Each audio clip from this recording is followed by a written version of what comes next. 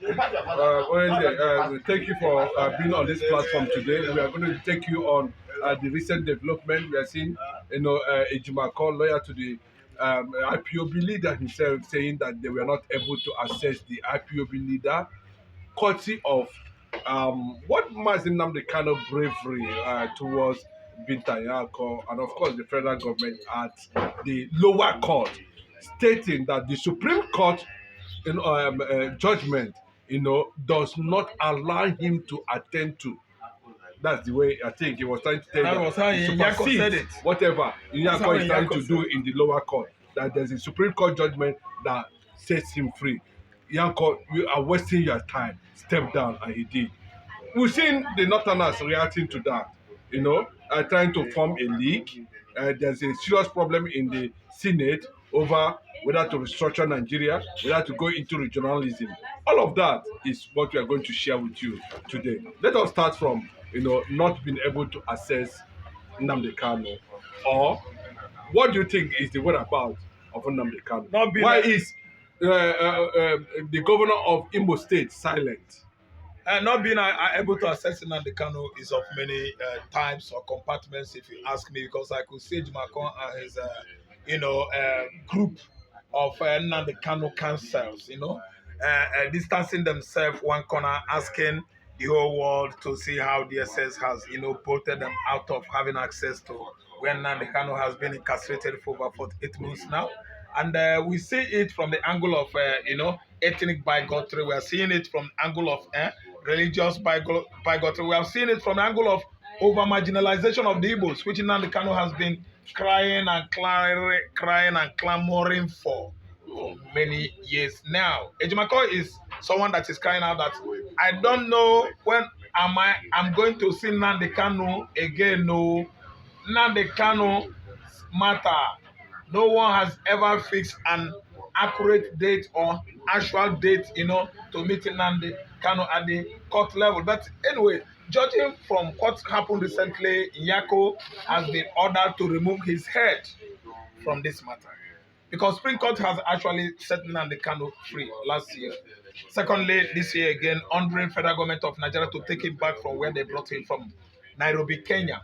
So what we are seeing recently has actually defined Nigerian, constitution, decency.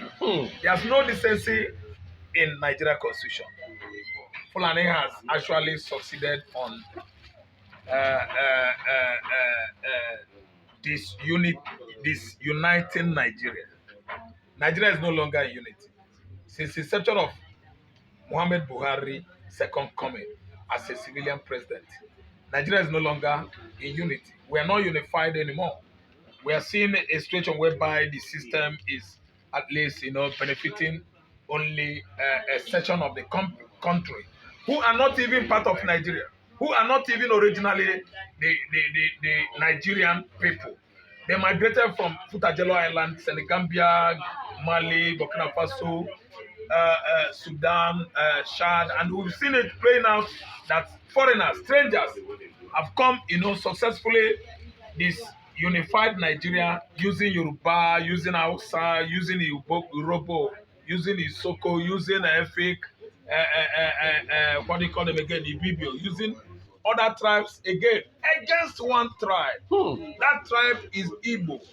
They gathered all of them in the barracks, killing the military officers from Igbo extractions, allowing the Hausa officers, allowing Yoruba officers, allowing Urobo, all other ethnics ganging up against an innocent tribe that has never committed any crime in Nigeria. Since the inception of the country in 1914, Igbo man has been so resilient, working hard, achieving much on enterprising, merchandise, entrepreneurship. They are the best. And let me tell you, 1950s, early 60s, Igbos are the most educated people in Nigeria.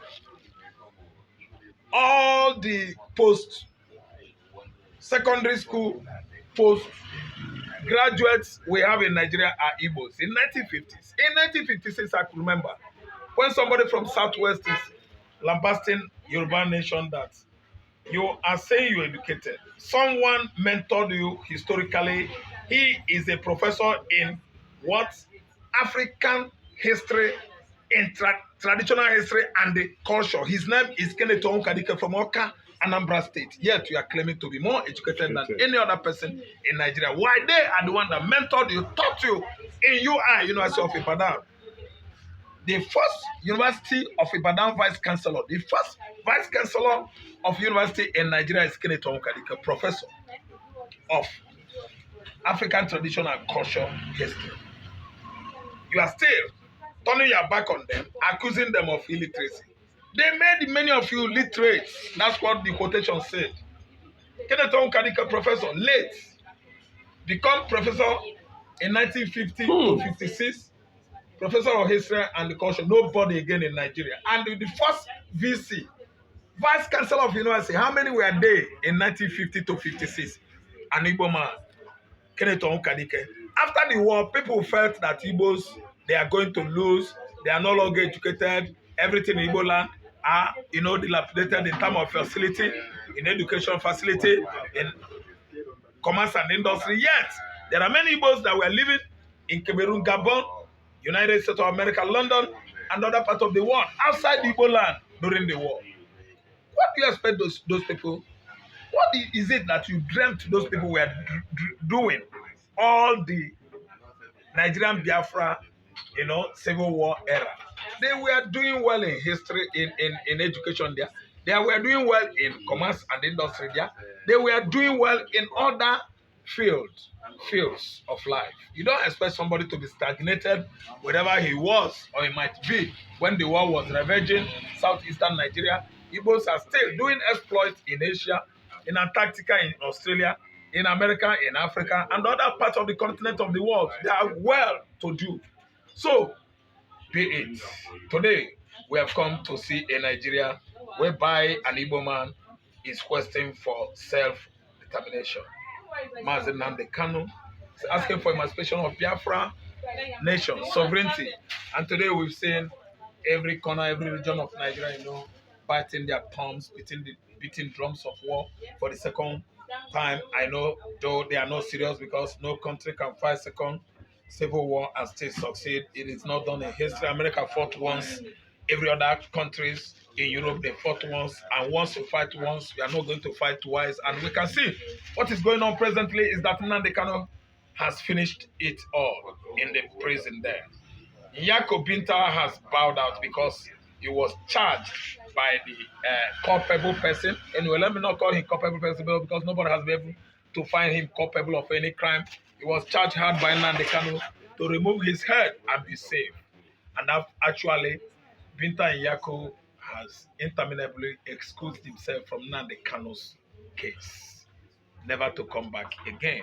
So now everybody is looking towards the rulings by or from the court, Supreme Court, that Kanu is free. Nigerian nation should take him back to Nairobi, Kenya, where they abducted him into Nigerian territory. And on getting to Kenya, I'm telling everybody that Kenyan nation has case to answer. Nnamdi Kanu must actually legally slug it out with Kenyan nation. Secondly, his own citizenship in the UK. When you are national citizen is in trouble, according to international jurisprudence, law, ideology, you should go there and make sure that you set the person free. If the person is found culpable, I mean you are a citizen in Japan or anywhere outside their country, he should serve there if he has committed any crime. But we're actually seeing that Nnamdi Kanu is being detained here, incarcerated for over 40 months years now. Yes, now. And the plus. British government, UK, United Kingdom, has not been able to at least advocate for him, solicit for him. No legal teams from UK has been sent so far to ask Nigeria how far with our own citizens. I know why, because of the conspiracy bordering on what? Emancipation of Biafran nation. The British are not happy that the problem we had during the war because they fought alongside with Nigerian military clique led by Lieutenant Colonel Gowan. That's why Britain could not fight for theirs, what belonged to them, their own citizens. Nnamdi Kanu today. See, let me tell you, when this matter ends, Kenya will pay, the British will pay, and Nigeria will stand distance from Igbo man. Emancipation of Biafra nation has come, and nobody can stop that. Hausa man cannot, neither Fulani man. I'm telling you that the era we are now is era of a Yoruba man. He has done what he's supposed to do by freeing Igbo, his brother, leaving the most hated tribesman in Nigeria, the Igbo. Yes, incarceration because they hate him. They want him to die there because he's an Igbo man. See, let me tell you, we've gone beyond that. No Igbo man is going to die in any jail, in any cell all over the world. Amen. People are coming for him. Nigerian Igbos, politicians, governors, ministers are not ready to set him free. There are many that are coming to set him free from Jamaica, to set him free from USA, Texas, where Igbos are thinly populated in America. There are many of the Igbos that are coming outside USA from Europe to ask for Nnamdi Kanu's freedom, liberation, liberty. Nnamdi Kanu must be liberated. He's free of every crime, any crime, bordering on treasonable felony and terrorism.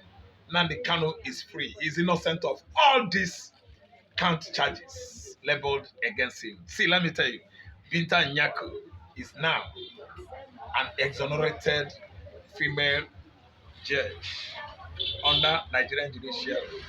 That woman, she has the radicalized Nigerian judiciary. Binta Nyako have radicalized Nigerian judiciary. Yeah, that is rough, trying to take a look on why the DSS has not been able to allow the Nnamdi Kanu's lawyer to have access to him after his mastery at the court put dwarfed Binta Nyako prowess. We are looking at the recent debate yesterday where the North and the South senators fought over disintegration of Nigeria.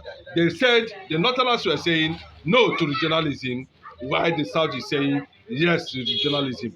Was Nnamdi Kanu a prophet, actually? He's a prophet of our time. Whatever he prophesied in the past is being seen playing out in Nigeria currently, and the only person that will take the credibility is MNK as well. He said it in the past about Heda's attack. He said it in the past about Boko Haram. He prophesied invasion by the bandits in the core north and the mid-north. And it is playing out all over Nigeria, Yoruba land, and Igbo land, that bandits has seized all the forests of Adamawa, of Yoruba Highland, of Igbo forest, especially Ondo forest. Everywhere the bandits, Fulani herdsmen are there, killing the Obas, killing the Yoruba innocent farmers, cultivating the land in the southwestern Nigeria, even Niger Delta farmland are not left out. We've seen in recent time how headers had invaded farmland in the Niger Delta, killing every farmer at sight. And this time around, we're gonna see it play out in the house there, that disintegration of Nigeria is at hand. The lawmakers, come what may, they should fight over it, but it does not matter. What matters is decision from Nigerian people. The lawmakers, they are busy catching out billions, into their various homes. None of them is feeling the pains of Nigerians. We are the people that should be at least interviewed, questioned, our own opinion on integrity, unity of this country. And I can tell you, I'm one of the Nigerian people. I'm saying no to unity of Nigeria. No, yes, for this unity. I know you may interview like that. Thank you, Chief.